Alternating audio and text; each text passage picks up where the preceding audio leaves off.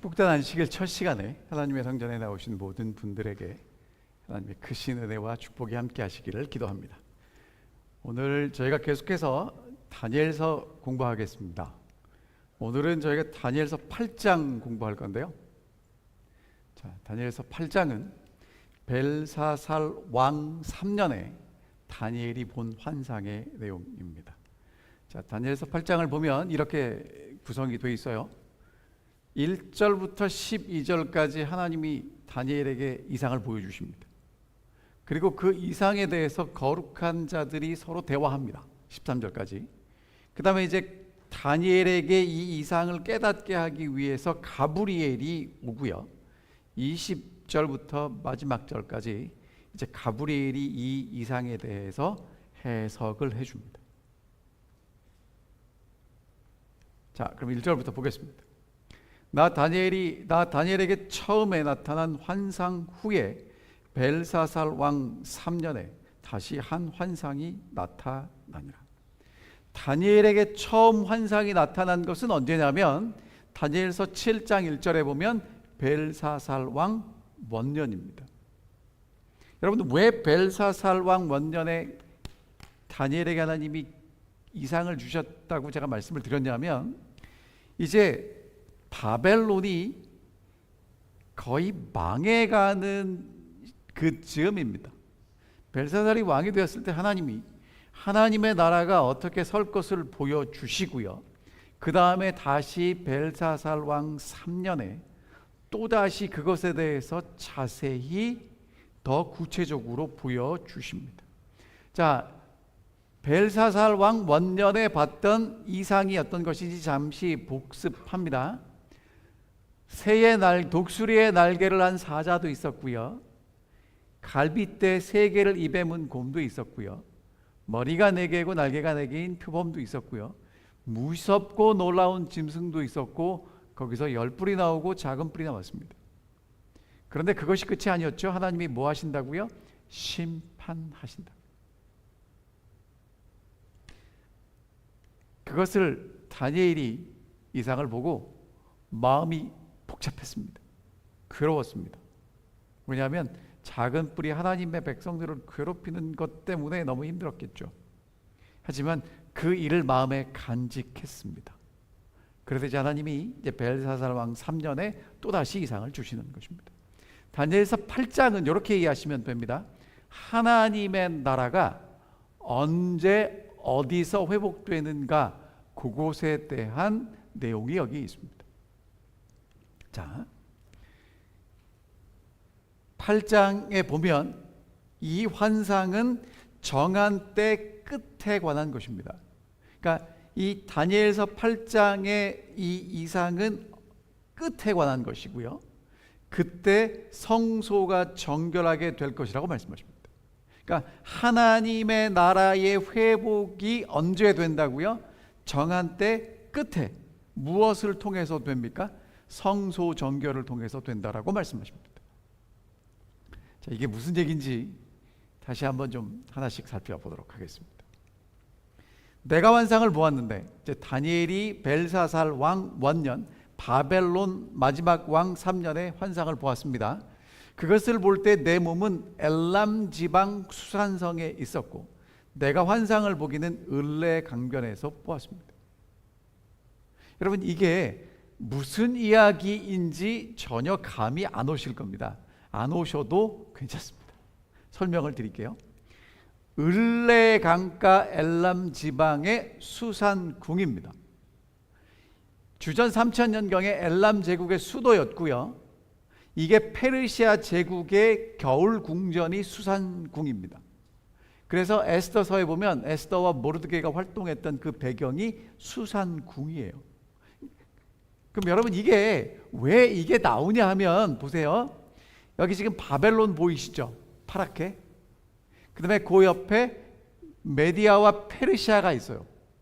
그런데 지금 이제 바벨론이 망해가고 앞으로 메대와 바사의 왕들이 강력할 것을 알기 때문에 이제 다니엘이 계시를 보는 장소가 어디로 바뀌는 거예요? 바벨론에서 페르시아로 바뀌는 겁니다. 하나님은 이제 바벨론이라는 나라는 끝을 내시고 또 다른 왕국을 일으켜서 하나님의 역사를 이어가시겠다라고 말씀하고 계시는 것입니다. 자, 이게 지금 이렇게 이해하시면 쉬운데요. 다니엘서 2장에서 하나님은 이 이상을 누구에게 보여주셨냐면 느부갓네살에게 보여주셨습니다. 여러분이 잘 아시는 대로 느부갓네살에게 금나라, 은나라, 동나라, 철나라, 철과 진흙의 나라, 그리고 진짜 말씀하시고 싶었던 핵심은 뭐냐면 금은 농철이 아니라 사람의 손으로 뜨이지 아니한 돌나라입니다. 하나님의 나라가 설 것이라는 얘기죠. 그게 다니엘에게 다시 반복되는데 어떻게 반복되냐면 금나라는 사자고요, 은나라는 곰이고요, 동나라는 표범 그리스입니다. 그리고 무시무시한 철나라는 사나운 짐승 로마고요. 그 로마에서 나온 10개의 뿔은 분열된 왕국입니다. 그 다음에 하나님의 나라가 서기 전에 뭐가 있을 거라는 거예요? 심판이 있게 될 것이라고 말씀하시는 겁니다. 그러니까 하나님이 다니엘에게 좀 더 자세히 주셨는데 이제 다니엘서 8장에서는 더 자세히 주십니다. 거기에 수양이 나오고 수염소가 나오고 작은 뿔이 나오고 성소정결이 나오는 것을 통해서 더 자세히 말씀하시는 거예요. 그러니까 다니엘서 2장은 개과를 말씀하시고 돌나라가 영원할 것을 말씀하셨다면 다니엘서 7장에서는 작은 뿔이 하나님을 대적하고 때와 법을 변경하고 하나님의 백성을 괴롭힐 것이지만 하나님이 심판하시고 하나님의 백성들에게 나라를 주시겠다고 말씀하시는데 다니엘서 8장은 그 나라의 회복은 성소정결을 통해서 하나님이 정하신 때 끝에 이루어진다고 말씀하시는 겁니다. 어렵지 않았으면 좋겠습니다. 자, 그럼 이제 다니엘이 본 이상을 하나씩 보겠습니다. 내가 눈을 들어 본즉 강가에 2뿔 가진 수양이 섰는데 그 2뿔이 다 길었으며 그 뿔 중 한 뿔은 다른 뿔보다 길었고 그 긴 것은 나중에 난 것이었더라. 내가 본즉 그 수양이 서쪽과 북쪽과 남쪽을 향하여 받으나 그것을 당할 짐승이 하나도 없고 그 손에서 구할 자가 없으므로 그것이 원하는 대로 행하고 강하여 쳤더라. 그러니까 여러분 이제 뭐가 등장합니까? 수양. 뿔이 몇 개예요? 2개. 근데 둘 다 길어요. 근데 어떤 게 더 길어요? 처음 난 것입니까? 나중에 난 것입니까? 나중에 난 것. 여러분 이게 지금 메대와 바사의 연합국이 바벨론을 멸망시키고 메디아가 처음에는 강하지만 나중에는 페르시아가 강할 것을 이제 우리에게 이야기하고 있습니다. 그 다음에 이제 서쪽과 북쪽과 남쪽을 향해서 봤는데 당할 짐승이 없이 강력해졌다가 내가 생각할 때에 뭐가 등장해요? 숫염소가 서쪽에서부터 와요. 온 지면에 두루 다니는데 땅에 닿지 않아요. 그러니까 얼마나 빨리 다니면 땅에 닿지 않아요. 그리고 염소의 두 눈 사이에 뭐가 있냐면 뿔이 있어요. 여러분 이런 짐승이 있습니까? 없습니다. 성경에만 나오는 짐승입니다. 그러니까 여러분 이제 이렇게 생긴 거예요. 2뿔 가진 수양이 있는데 저쪽에 뭐가 있어요? 한 뿔 가진 수염소가 신속하게 와서 어떻게 해요? 받았어요. 탁 받고 이제 누가 더 셉니까? 수염소가 더 셌기 때문에 이제 어떻게 되는지 보겠습니다. 6절. 그것이 2뿔 가진 수양 곧 내가 본 강가에 섰던 양에게로 나아가되 분노한 힘으로 그것에게 달려갔더니 내가 본즉 그것이 수양에게로 가까이 나아가서 더욱 성내어 그 수양을 쳐서 2뿔을 꺾으나 수양에게는 그것을 대적할 힘이 없으므로 그것이 수양을 땅에 엎드러뜨리고 짓밟으나 수양을 그 손에서 벗어나게 할 자가 없었더라. 그러니까 여러분 이제 이렇게 되는 거죠. 수염소가 한 뿔을 가졌는데 2뿔 가진 수양에게 달려갔어요. 그리고 받았죠. 그리고 짓밟았는데 그냥 수양은 깨갱하고 힘을 못 쓰고 이제 누가 힘을 쓴다고요? 수염소가 힘을 쓰게 됐다는 것입니다. 자, 그런데 수염소가 스스로 힘이 강대하여 갈 때에 그 큰 뿔이 어떻게 돼요? 꺾여요. 그리고 현저한 뿔이 하늘 사방을 향해서 납니다. 그 다음에 그 중에 한 뿔에서, 여러분 요건 제가 설명을 드릴게요. 한 뿔에서 또 작은 뿔 하나가 나서 남쪽과 동쪽과 영화로운 땅을 향해서 심히 커집니다. 자, 그 다음에 그것이 하늘 군대에 미칠 만큼 커져서, 그러니까 이 작은, 여러분들 보세요. 한 뿔이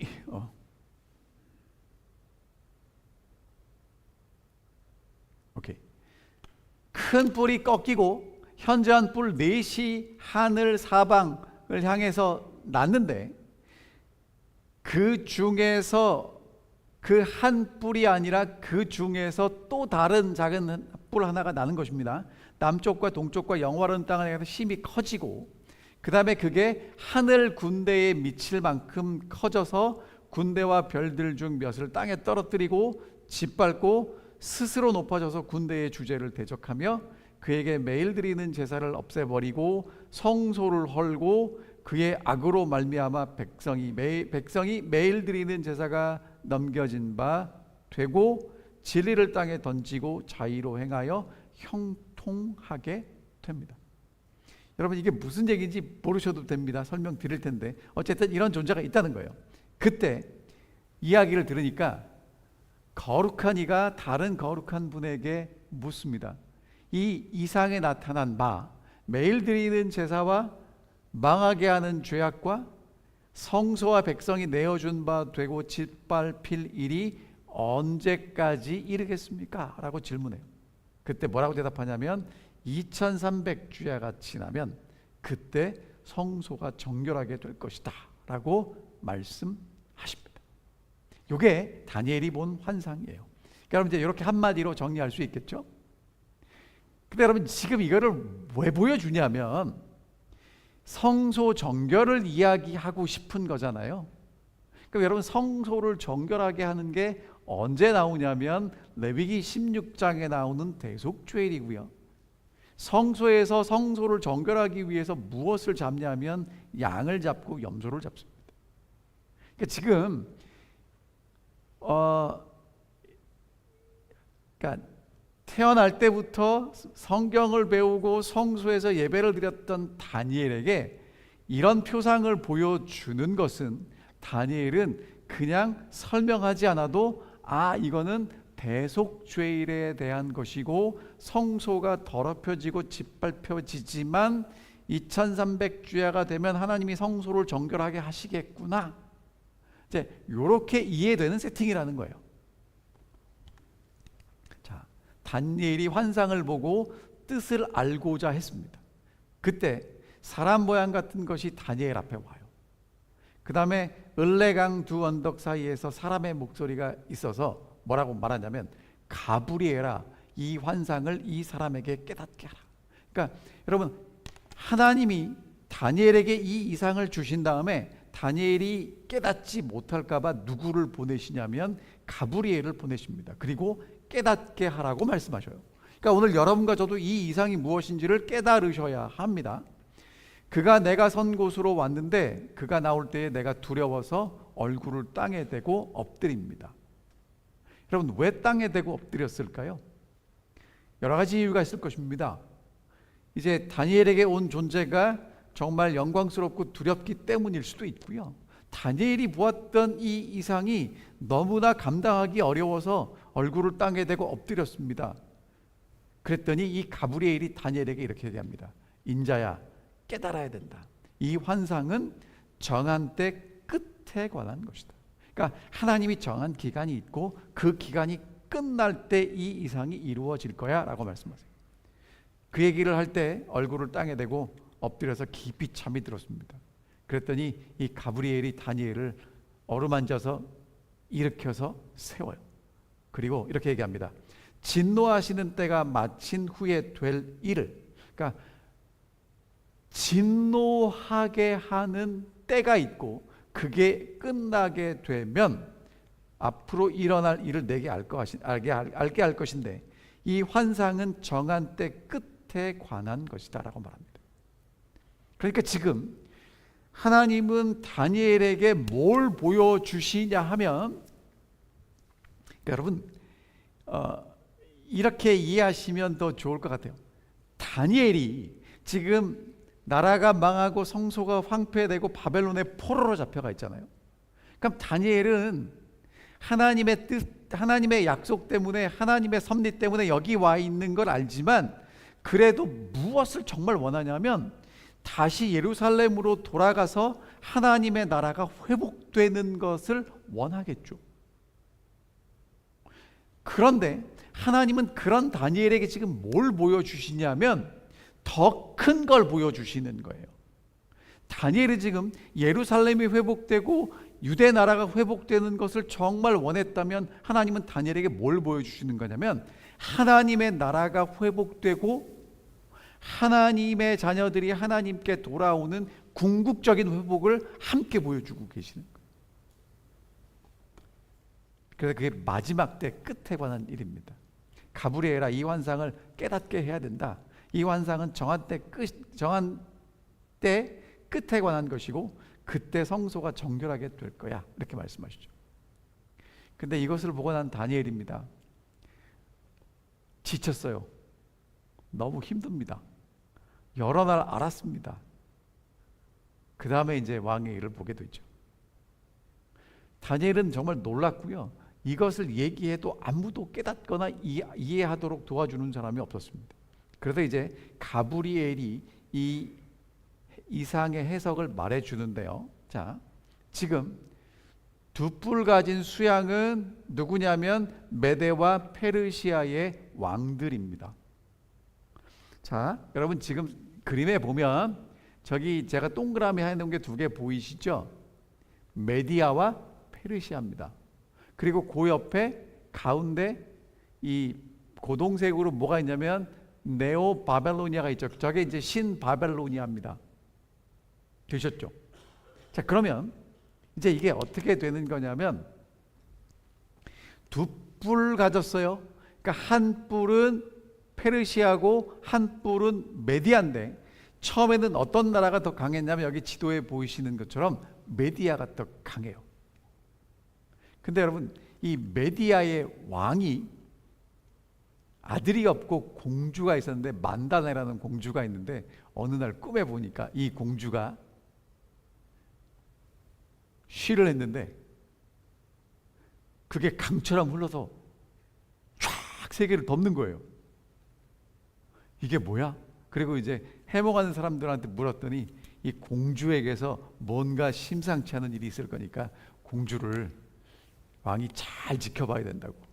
그래가지고 이 왕이 이 공주를 어디로 시집 보내냐면 이 페르시아의 저기 시골에 캄비세스라는 그 동네 영주한테 시집을 보내요. 그래갖고 이제 시집을 갔어요. 딸이, 만다네라는 딸이 시집을 갔는데 거기서 이제 알콩달콩 잘 살면서 뭘 하게 되냐면 임신을 하게 됐습니다. 근데 왕이 또 꿈을 꿨는데 똑같은 꿈을 꾼 거예요. 그래서 야, 이런 악재를 막기 위해서는 그 공주의 아들, 그 자기 외손주죠. 외손주를 어떻게 해야 되는 거예요? 제거해야 되는 거예요. 그래가지고 공주를 불렀습니다. 공주가 왔어요. 그래서 이제 신하에게 이제 부탁을 하는 겁니다. 이러이러하니 이 공주와 그 아이를 없애라, 그렇게 얘기를 했습니다. 근데 신하가 그것을 직접 하지 않고 누구에게 얘기를 했냐면 자기 집에 그 소와 양을 키우는 목부에게 이제 이 일을 하라고 시켰어요. 그런데 여러분, 마침 어떤 일이 벌어졌냐면 그 목부의 아내가 그때 똑같이 아이를 베고 해산할 때가 됐는데 그 집 아이가 태어나 보니까 죽었어요. 그러니까 이제 이 왕의 신하에게 명령을 받은 이 목부가 공주의 아이를 죽이려고 하니까 불쌍하잖아요. 그래서 자기 아이가, 그러니까 둘을 바꿔치기 한 거예요. 산 아이하고 죽은 아이하고. 그러니까 자기가 지금 누구를 키우게 됐냐면 공주의 아들을 키우게 됐고, 그 다음에 자기 아들은 이제 공주의 아들인 것처럼 해서 이제 그렇게 일을 끝냈습니다. 그럼 여러분 이제 누가 알겠어요? 다 끝났으니까. 근데 이 꿈에서 본 대로 이 아이가 심상치 않은 거예요. 동네에 나가서 소꿉장난을 하고 이렇게 친구들하고 놀면 골목대장을 해요. 근데 이 아이는 목부의 아들이잖아요. 그런데 신분이 높은 자제들의 아이들보다 더 지혜롭고 용맹해서 얘가 왕을 하는 거예요. 이제 그 소문이 났습니다. 왕이 자기가 믿던 신하를 불렀어요. 어떻게 됐느냐? 그랬더니 이 신하가 대답을 합니다. 그렇게 목부에게 시켰는데 알고 보니까 그렇게 아이가 바뀌었고, 외할아버지가 보니까 이 목부의 아들은 누구를 똑 닮았냐면 자기 딸을 똑 닮았어요. 누구 닮은 거예요? 나 닮은 거죠. 그래가지고 그럼 이제 역사에 보면 참 재밌는 얘기가 있어요. 자기 외손주를 찾았다고 너무너무 기뻐하면서 잔치를 벌여요. 근데 기뻤겠습니까? 안 기뻤겠습니까? 속으로는 안 기쁘죠. 그런데 그 자기가 그렇게 신뢰했던 그 신하의 아들을 잡아다가 그 잔치를 베풀고 그 고기를 이 신하가 먹게 한 거예요. 그러니까 이 신하는 그 자리에서는 뭐라고 말을 할 수 없었지만 왕에 대해서 이제 원한이 쌓였죠.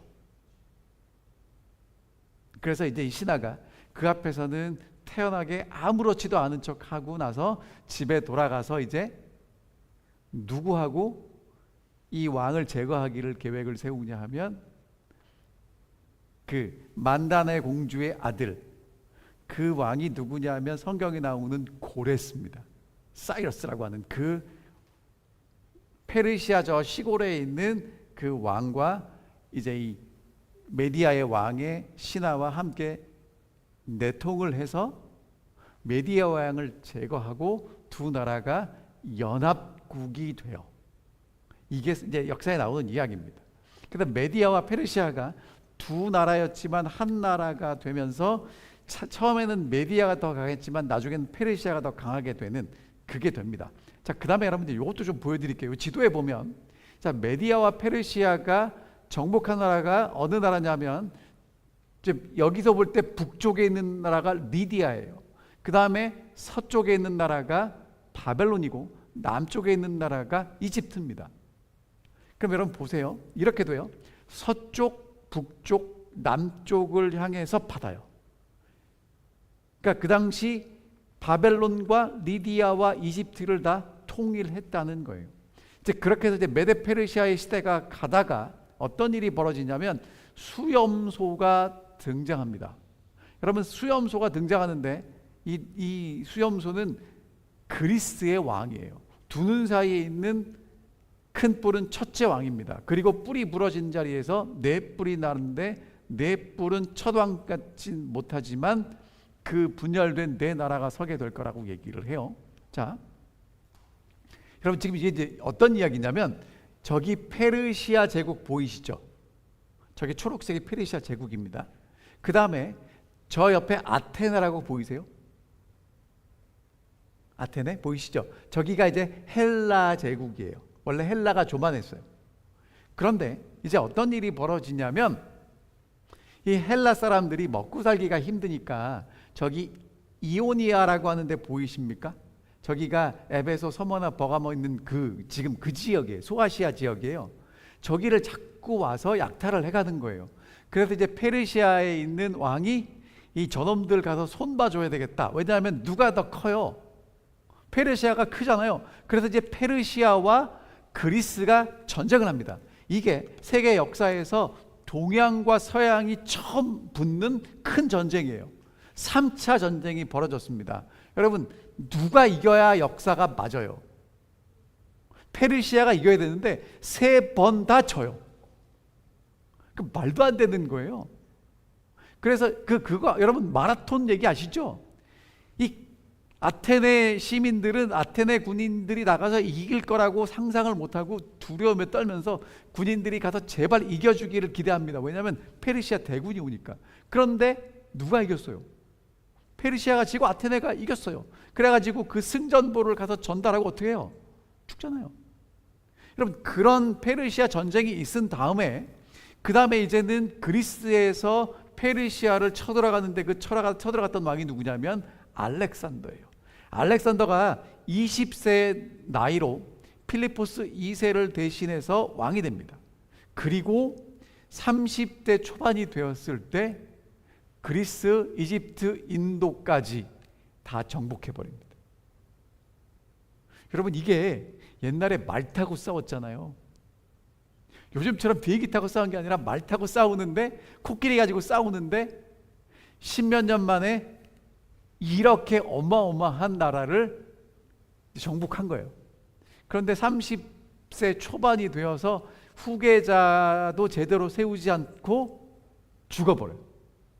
그래서 안티고스라는 아주 그 다음을 이을 만한 장군이 있었는데 그 장군 말고 다른 장군들이 협력을 해서 그 1인자를 제거하고 그 다음에 이제 저렇게 나라가 4개로 나눠집니다. 마케도니아 쪽에는 카산도르라는 장군이 나라를 세우고, 소아시아 쪽에는 리시마쿠스라는 장군이 나라를 세우고, 그 다음에 이 남쪽 이집트에는 프톨레마이오스라는 그 이제 프톨레미 왕조가 세워지고, 그 다음에 이 예루살렘 북쪽의 시리아 저쪽에는 셀루쿠스 왕조가 세워져요. 근데 이게 나중에 어떻게 정리가 되냐면 프톨레미 왕조와 셀루쿠스 왕조, 그래서 저게 남방왕과 북방왕이 되는 것입니다. 그런데 여러분 여기 보세요. 그 중에 한 뿔에서 또 작은 뿔 하나가 나서 남쪽과 동쪽과 영화로운 땅을 향해서 힘이 커지는데, 자, 그럼 이제 그 중에 한 뿔부터 설명을 드릴게요. 자, 다니엘서 8장 8절과 9절을 읽어보면 이렇게 되어 있습니다. 그 대신에 현저한 뿔 넷이 하늘 사방을 향해서 나죠. 네 나라가 나눠집니다. 그 다음에 그 중에 한 뿔에서 이렇게 번역이 되어 있는데 영어에는 이렇게 되어 있어요. Out of one of them. 그러니까 그러니까 원이 뿔이 아니에요. 그러니까 그게 뿔이 될 수도 있고 하늘 네 방향이 될 수도 있어요. 그러니까 작은 뿔은 어디서 나왔냐면, 여러분 만약에 헬라로부터 그러니까 헬라로부터 나왔으면 거기서 또 하나가 나왔다라고 표현할 이유가 없죠. 그러니까 이렇게 되는 겁니다. 저기 보면 로마가 있는데 로마는 그 예루살렘을 통해서 보면 방향이 다 서쪽이에요. 헬라도 서쪽이고 로마도 서쪽인데 헬라와 상관없는 그쪽 서쪽 방향에서 또 다른 하나의 나라가 등장하는 게 로마란 말입니다. 그래서 이제 로마가 제국이 되기 전에는 저렇게 작은 나라였는데 저 나라가 이제 포에니 전쟁을 통해서 큰 나라로 도약하게 되고 주후 117년에 있는 지도인데, 이 지도 여기에 보면 이 로마가 뭐가 되냐면 이 제국이 됩니다. 근데 보세요, 이 로마가요, 여러분 남편과 동편과 영화로운 땅을 향해서 이제 정복한다고 나와 있어요. 그러면 여러분 이 지도를 보면 저쪽에 지금 로마가 나와 있진 않지만 로마가 지금 헬라 서쪽에 있다면 로마가 공격할 때 동편은 셀루코스 왕조가 되겠죠. 그리고 남쪽은 어디가 될까요? 프톨레미 왕조가 되는 겁니다. 그러니까 남은 나라 셀루코스 왕조와 프톨레미 왕조를 누가 정복하냐면 로마가 이제 다 정복하게 되는 거예요. 그 다음에 이제 어디를 공격하냐면, 여러분 로마가 더 공격할 땅이 있습니까? 없습니까? 없죠. 그래서 어디를 공격하냐면 영화로운 땅, 하나님이 계시는 땅을 공격하는 것입니다. 하나님이 계시는 곳을 공격해요. 자, 그런데 이제 여기서 우리가 하나 생각할 건, 그러면 왜 7장에는 네 번째 짐승이 있는데 8장에는 왜 네 번째 짐승 없이 10뿔도 없이 작은 뿔로 바로 넘어갑니까? 여러분 이게 이렇게 돼요. 지난번에도 말씀드렸지만 로마가 동로마와 서로마로 나누어지고 동로마는 그대로 남아 있고 이제 소로마가 게르만 민족에 의해서 망하면서 그 당시 이렇게 기독교 중심지가 있었는데 동로마 쪽에 있는 것들을 빼면 소로마에는 뭐만 남아요? 로마만 남아요. 그런데 이제 이게 하르낙이라는 사람이 쓴 크리스천이치가 무엇인가라는 책에 보면 이렇게 써 있어요. 실제로 로마 교회는 로마 제국의 연속인 것으로 로마 제국은 망한 것이 아니라 단지 모양만을 바꾼 것이다. 그러니까 로마 교회가 사실은 로마 교회를, 그러니까 로마 제국을 로마 교회가 대신했다는 거죠. 그 다음에 여러분들에게 읽어드리는 건 가톨릭 신문에 나온 그 기고된 그 글인데요. 그 세계 역사를 정리한 것에 이런 내용이 있습니다. 교회는 침입자들과의 담판을 통해 파괴를 막았고 약탈과 전염병으로 피폐해진 사람들에게 구호금을 지급하는 한편 야만족들에 의해 파괴된 학교들을 대신해 교육도 담당했으며 거룩한 전례를 통해 황폐해진 백성들의 마음을 어루만져 주었다. 교회는 더 이상 기대할 수 없는 로마 제국의 지원을 대신해 서방 세계의 사람들을 보호하고 지탱해 주는 유일한 기관이 된 것이다. 그러니까 서로마가 멸망하고 서로마에서 실제로 그 역할을 했던 것은 로마 교회라고 가톨릭 신문 세계교회사 100대 사건에 나온다는 거죠. 그리고 무너져가는 서방 사회의 높은 교육을 받은 성직자들은 정치적으로나 사회적으로 중요한 위치를 갖게 되었다. 특히 이 시기에 뛰어난 교황들의 활약은 새로운 시대를 여는 원동력이 됐고 동시에 교황권에 강화하는 시대적 부산물을 낳게 되었다. 여러분, 근데 이제 그런 작은 뿔의 세력이 하는 일이 뭐냐면 하늘 군대에 미칠 만큼 커진 존재입니다. 그러니까 세계를 정복하고 나서 이제 누구를 향해서 공격하냐면 하늘 군대를 향해서 공격합니다. 하늘 군대와 별 중에 몇을 땅에 떨어뜨립니다. 그것을 짓밟습니다. 여러분, 하늘 군대와 별은 24절에 보면 강한 자들과 거룩한 백성입니다. 하나님의 백성들은 강해요. 거룩한 백성들인데 그들을 짓밟고 공격하죠. 하늘 군대에 대해서는 출애굽기 12장에 보면 출애굽한 이스라엘 백성들을 여호와의 군대 이렇게 표현합니다. 근데 여러분, 이게 정말 재밌어요. 그러니까 출애굽한 이스라엘 백성들은 사실은 어제까지 애굽에서 노예 생활을 했어요. 군대로 싸워본 적이 없지만 하나님이 구원하셨기 때문에 그들을 뭐라고 부르냐면 여호와의 군대 이렇게 부르는 것입니다. 그러니까 하나님의 구원받은 백성들을 이제 공격합니다.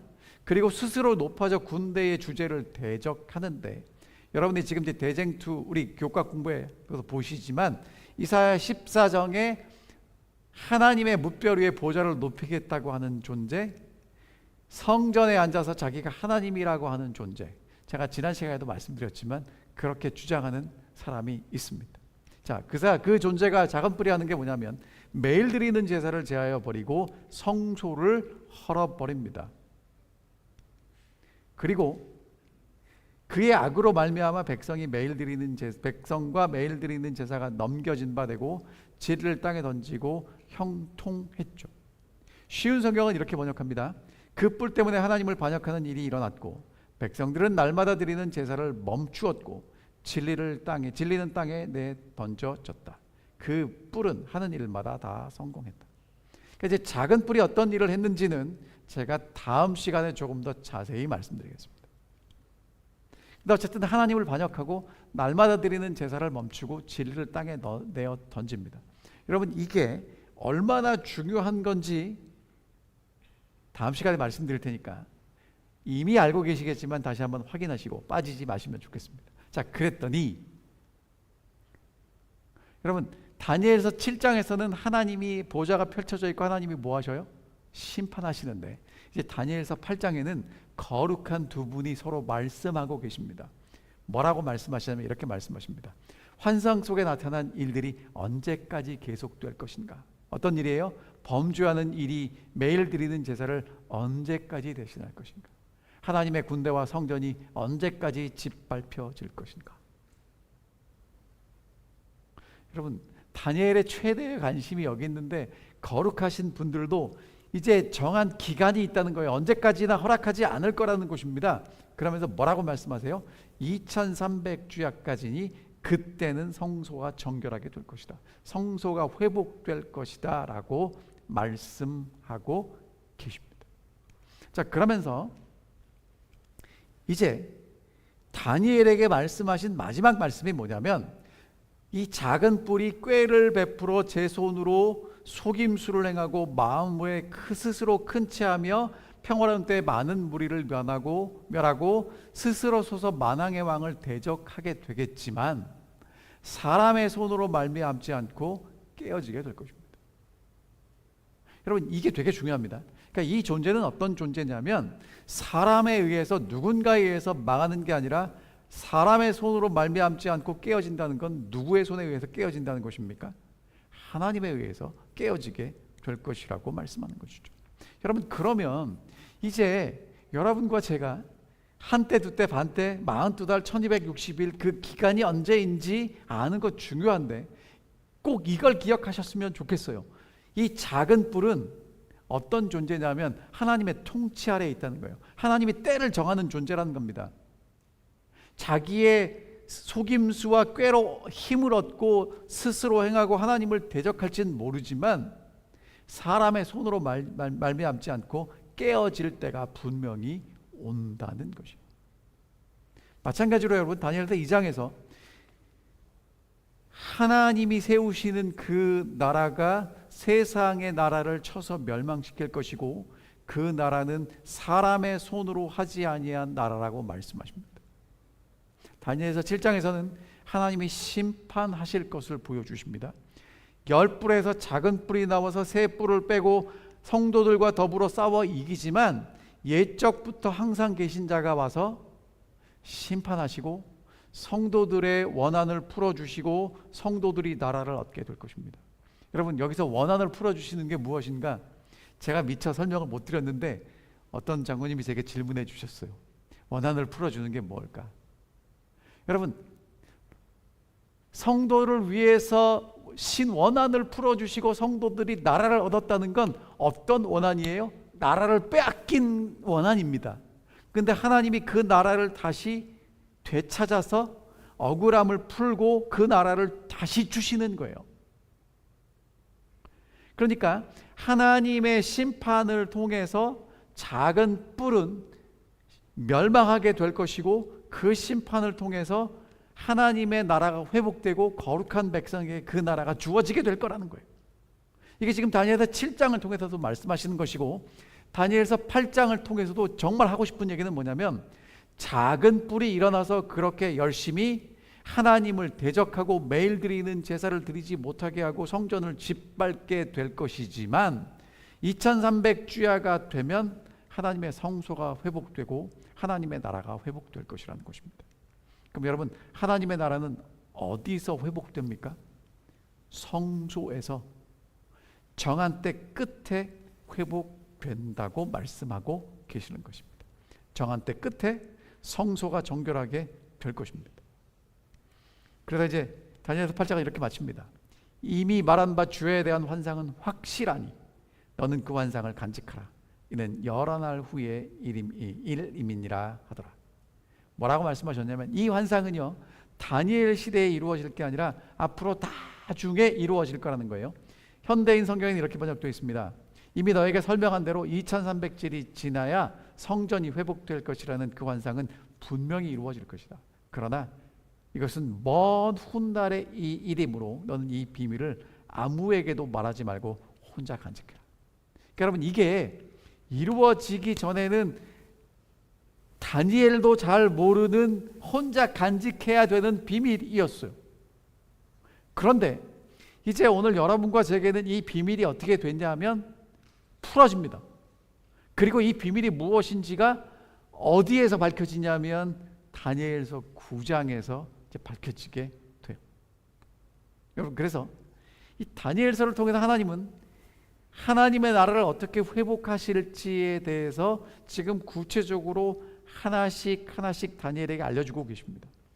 지금 우리가 다니엘서를 봐도 어려운데 이 계시를 처음 봤던 다니엘은 어땠을까요? 쉽지 않았을 겁니다. 그리고 다니엘은 하나님 백성들이 계속해서 고난을 당하고 핍박을 받고 회복이 더디 되기 때문에 너무 힘들었어요. 여러 날을 앓았습니다. 지쳤습니다. 깨닫지도 못했습니다. 다니엘은 실신 상태에 빠져서 여러 날을 앓다가 그 후에 일어나 왕이 맡긴 직무를 수행하였다. 그러나 나는 그 환상을 보고 무척 놀랐으며 그 뜻을 이해할 수가 없었다. 여러분, 다니엘도 이해하지 못했던 이상, 그러나 이제 9장을 통해서 이해되고요. 여러분이 잘 아시는 대로 지금 2300주야의 예언의 핵심은, 다니엘서 9장을 여러분이 이미 아시니까 미리 말씀을 드리면, 예수 그리스도가 이 땅에 오셔서 우리를 위해서 돌아가시고 어떻게 하나님의 나라를 회복하시는 그 핵심에 서 있는지가 기록되어 있다는 것입니다. 여러분, 이스라엘이 회복되어야 합니다. 그러나 더 중요한 건 하나님의 나라가 회복되어야 하고요. 제가 매 시간 말씀드리지만 여러분, 하나님의 나라는 하나님이 이렇게 다니엘에게 이상을 보여주신 대로 하나님께서 예수 그리스도를 통해서 다시 그 나라를 회복하실 것입니다. 그럼 그 나라를 누가 이제 받게 되는가? 거룩한 백성들이 받습니다. 그러니까 오늘 여러분과 제가 거룩한 백성으로 하나님 앞에 서야 그 나라를 상속받을 수 있게 되는 것입니다. 그럼 여기서 제가 뭘 강조하고 있냐면 거룩한 백성이라는 걸 강조하는데요. 이제 이 말씀만 드리고 마칠게요. 여러분, 거룩한 백성이라는 게 무슨 얘기인가? 어떻게 하면 그렇게 될 수 있을까요? 거룩하게 될 수 있을까요? 여러분, 거룩하게 되는 건 안식일 열심히 지키고 11조 열심히 내고 열심히 성경 읽고 기도하면 거룩하게 될까요? 될 수도 있고 안 될 수도 있습니다. 무슨 얘기냐면 여러분, 거룩은 하나님께 속한 속성입니다. 하나님은 거룩하세요. 그러면 거룩한 백성들의 특징은 뭐냐면 하나님께 속하면 거룩해집니다. 그러니까 오늘 여러분과 제가 거룩한 백성이 될 수 있는 유일한 방법은 뭐밖에 없어요? 거룩하신 하나님과 우리가 연결돼 있으면 거룩해집니다. 무엇을 한다고 거룩해지는 게 아니라 거룩하신 분과 연결되면 거룩해집니다. 여러분, 그래서 안식일이 우리에게 소중한 이유는 이 안식일을 통해서 하나님의 거룩과 우리가 하나로 연결되기 때문에 이 날이 소중한 거예요. 오늘 우리가 아무 일도 하지 않고 와서 성전에 와서 예배를 드리고 우리 마음을 하나님께로 집중하는 이유는 거룩하신 하나님과 하나님의 백성들이 이 안식이라는 시간을 통해서 하나로 연결되기 때문에 이 날이 소중한 거예요.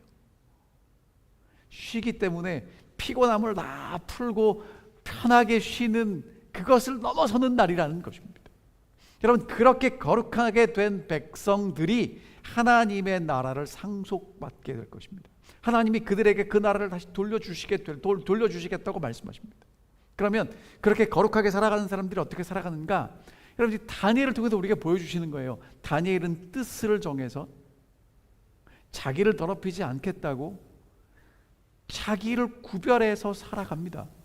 그러니까 날마다의 삶이 무엇을 나를 위해서 살아가느냐를 넘어서 어떻게 하나님께 구별된 사람으로 어떻게 나를 더럽히지 않고 하나님께 나를 구별해서 살아갈까를 생각하고 살아간단 말입니다. 여러분, 그런 사람들이 하나님의 뜻을 하나님과 함께 이루는 일에 사용될 것이고 하나님의 나라를 상속받게 될 것입니다. 오늘 이 자리에 함께 참여하신 분들이 정말 그런 하나님의 거룩한 백성들로 서시게 되기를 간절히 바랍니다. 날마다 하나님하고 연결되셨으면 좋겠습니다. 특별히 우리를 거룩하게 하시는 이 날 안식일을 통해서 하나님을 기억하시고 하나님께서 모든 것들을 회복하실 때 그 회복된 나라에 함께 기쁨으로 설 수 있게 되시기를 간절히 바랍니다. 말씀을 드리겠습니다.